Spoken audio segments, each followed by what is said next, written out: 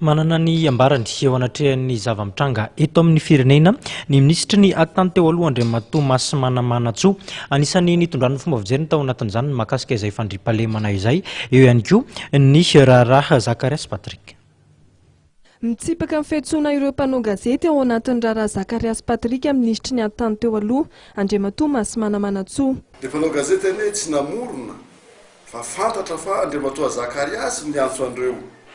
Dina mbola tadiavana azy hoentinary amin'ny parquet hanontaniana azy mazava anie le zavatra teneniny Andriamatoa Zakariasy ary Zakariasy anie miantoka fa vavolo manana porofo izy amin'ny fangalarana an'io.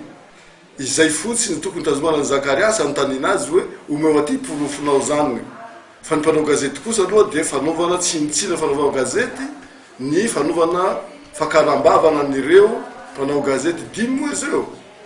Efatra reo amiko zany dia tena fanitsakitsahana ny fahalalahany asana fahalalahana amin'ny asa fanaovana gazety. Mikasika ny tsy fandriampahalemana ny Toliara dia nampanelo lakolosy mikasika ny fisian'ny famonoana tsy misy fitsarana izay misy any toerana tato ato minisitry ny Atitany teo aloha Masimana Manantsoa. Ny lalàna misy eto amin'ny tany sy ny firenena vita tsara avy any amin'ny tribunal ny olona vao izay voaheloka ho faty ary zay rehetra voaheloka ho faty raha hatramin'izao mbola tsy nisy famonoana azy.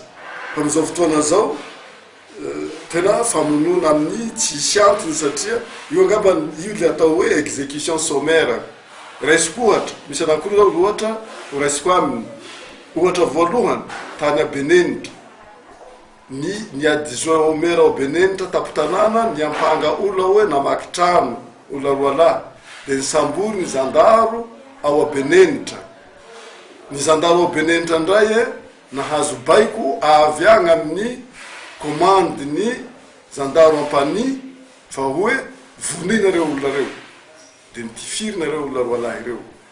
Vokan'izany dia tsy homoraka.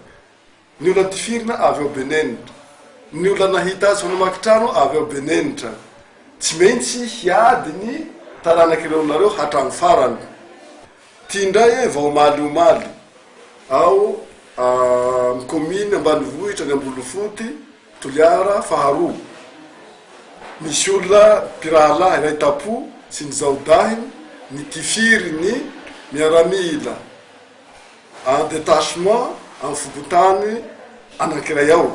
Tsy amin'ny fokotany ambenany io amin'ny fokotany hafa fa ny lehibe fokotany ndray nanome baiko miaramila hoe tifiro.